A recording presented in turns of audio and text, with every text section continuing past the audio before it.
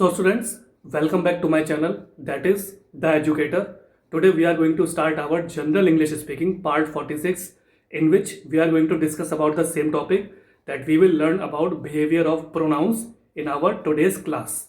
So students, let's start our general English speaking part 46. So students, let's start our general English speaking part 46, in which we are going to study about behavior of pronouns in our today's class 2. Behaviour of pronouns means सर्वनाम के व्यवहार.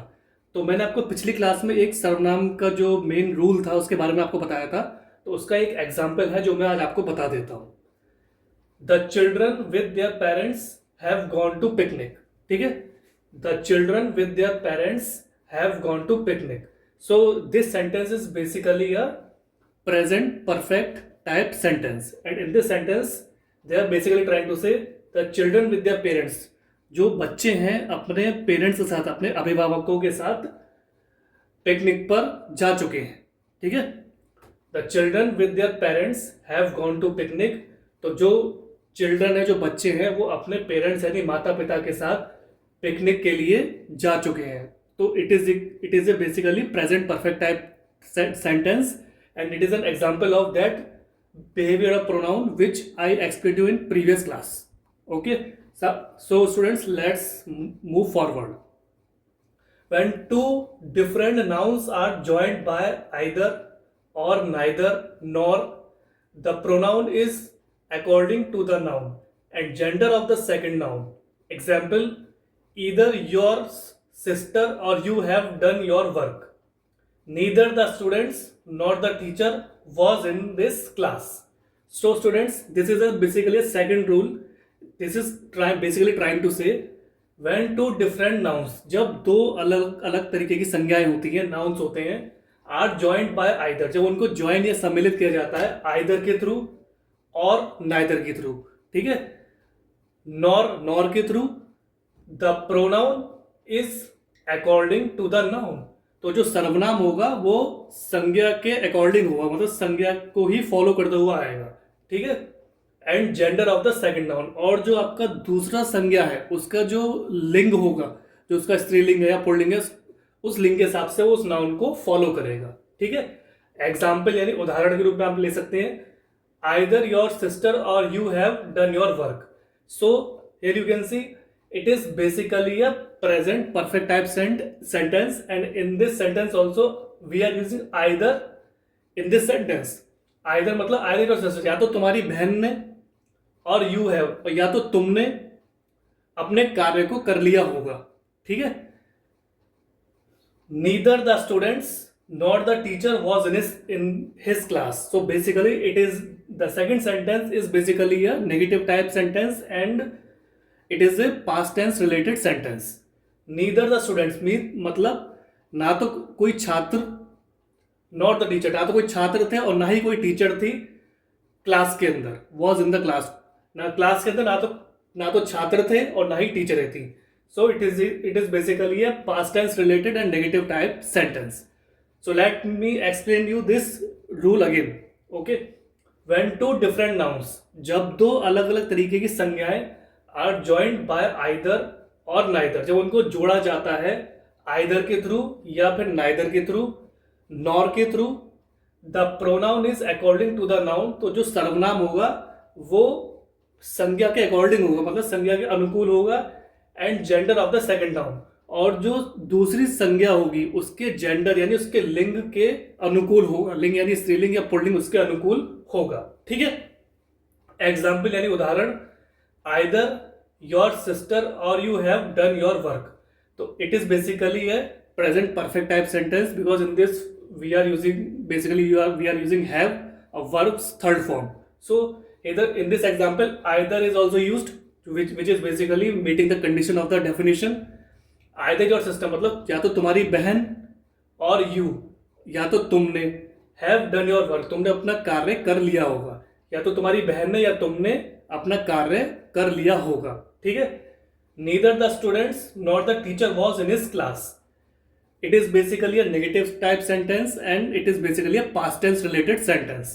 Neither the student मतलब ना तो छात्र थे not the teacher, ना ही टीचरें थी क्लासरूम के अंदर, है ना. Neither the students not the teacher was in the class, in his class, मतलब ना तो स्टूडेंट ना तो छात्र थे और ना ही टीचरें थी उसकी क्लास के अंदर. So it is basically past tense related and negative type sentence which is meeting the condition written above. Okay, now we will move forward. The pronoun coming after then must be in the same case as that coming before then. Example, she plays better than I. His elder brother is more intelligent than he.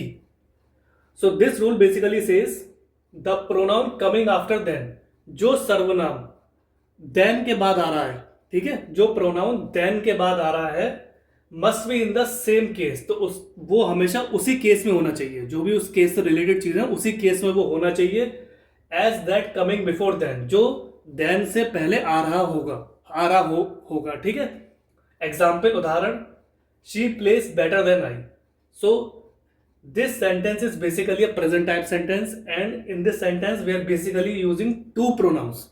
She is a pronoun which is basically being used for female person and I is a pronoun which is basically used for self, for myself, for self. Okay, she plays better than I, वह मुझसे अच्छा खेलती है, ठीक है. She plays better than I, वो मुझसे अच्छा खेलती है. So we will say she यानी वह, play मतलब खेलना, better मतलब बहुत अच्छा. तो basically it is a present type sentence. So she plays better than I. So we will use here I. We will not use me. We have to use I. I is a first person for myself. Okay. His elder brother is more intelligent than he. His elder brother is more intelligent than he. So basically it is also a present type sentence and in this sentence also we are using two pronouns. हम इसमें दो सर्वनाम का प्रयोग कर रहे हैं, ठीक है. His elder brother मतलब उसका जो बड़ा भाई है, elder मतलब बड़ा, is more यानी वो हमसे ज्यादा, इंटेलिजेंट मतलब बहुत ज्यादा बुद्धिमान, इंटेलिजेंट है, देन ही, उससे ज्यादा इंटेलिजेंट है ना. हिज एल्डर ब्रदर, उसका जो बड़ा भाई है, इज वो बहुत ज्यादा बुद्धिमान है, इज मोर इंटेलिजेंट, उससे ज्यादा, देन ही, उससे ज्यादा वो बहुत बुद्धिमान है उसका बड़ा भाई, ठीक है. तो अब इस रूल को मैं एक बार और समझा देता हूं. The pronoun coming after then must be in the same case, जो सर्वनाम देन के बाद आ रहा है, कमिंग मतलब आ रहा है, must be in the same case, तो वो हमेशा उसी केस में होना चाहिए as that coming before then, जो देन से पहले आ रहा होता है, ठीक है, आ रहा होगा, ठीक. एग्जाम्पल यानी उदाहरण, she plays better than I, ये प्रेजेंट टाइप सेंटेंस है, इसमें दो प्रोनाउन यूज हो रहे हैं, शी और आई. तो इसका मतलब ये हो गया कि शी क्या है, वह मुझसे अच्छा खेलती है, ठीक है. She plays better than I मतलब वह मुझसे बहुत अच्छा खेलती है. So here we will use I, not me. ठीक. His elder brother is more intelligent than he. So it is also a present type sentence and here we are also using two pronouns. हम यहाँ पे दो सर्वनाम का उपयोग कर रहे हैं, his और he, ठीक है. His elder brother मतलब उसका जो बड़ा भाई है, is more intelligent, वो बहुत ज्यादा बुद्धिमान है, than he, उससे ज्यादा वो बहुत बुद्धिमान है, उसका बड़ा भाई उससे भी ज्यादा बुद्धिमान है, ठीक है. So students, this was the general English speaking part 46 in which I tried to explain you about behavior of pronouns यानी सर्वनाम के व्यवहार with some rules, examples and definition. Kindly try to read these sentences, try to understand the definition and try to use these sentences in your spare time when you try to speak English with another person. And ultimately what will happen, your confidence will boost up, your personality will groom and ultimately you will become a perfect and fluent English speaker in front of another person. So students, thanks for your valuable and precious time. Have a nice day.